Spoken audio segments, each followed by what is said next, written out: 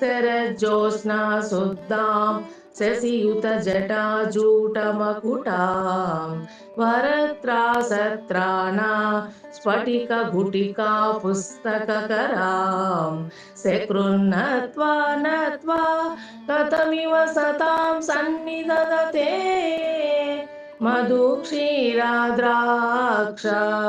मधुरीना पणितयः रवीन्द्राणां चेतः कमलवनबालातपरुचिं भजन्ते ये सन्तः कतिचिदरुणामेव भवतीं विरिञ्चि प्रेयस्या तरुणतरशृङ्गारलहरी गभीराभिर्वाग्भिः विदधति सतां रञ्जनममी।